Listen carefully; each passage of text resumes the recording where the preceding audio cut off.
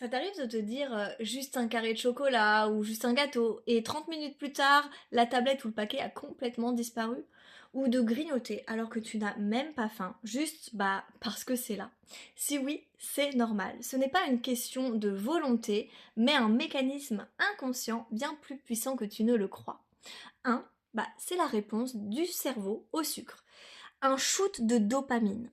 En fait, le sucre stimule le système de récompense dans le cerveau en libérant une forte dose de dopamine qui est le neurotransmetteur du plaisir.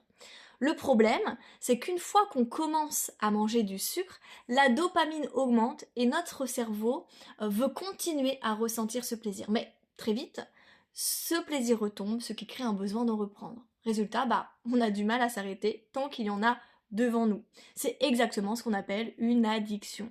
C'est pourquoi certaines personnes ressentent un besoin compulsif de finir une tablette de chocolat.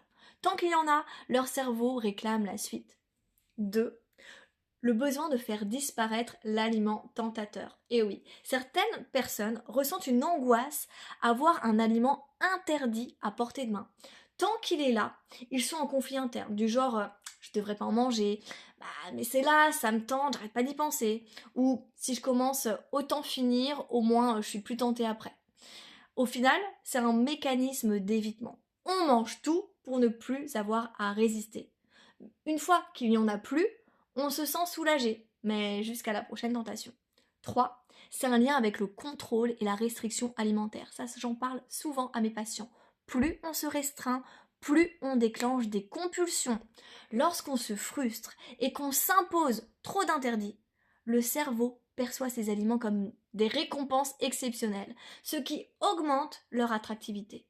Par exemple, si une personne s'interdit de manger du chocolat, elle va y penser en permanence. Et le jour où elle craque, elle va perdre le contrôle et tout manger, car elle sait qu'elle va se l'interdire à nouveau après.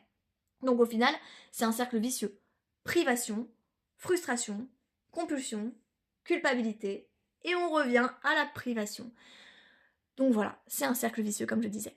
4. Une réponse émotionnelle inconsciente. Le grignotage compulsif est souvent lié aux émotions.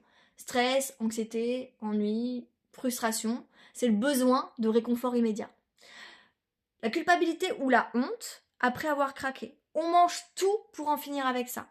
Donc manger rapidement et en grande quantité, entends bien, c'est souvent un moyen d'étouffer une émotion désagréable. Alors comment s'en sortir? Je t'invite à découvrir mon programme Stop Sucre. N'hésite pas à suivre le lien dans ma bio pour prendre rendez-vous avec moi et découvrir ce fabuleux programme.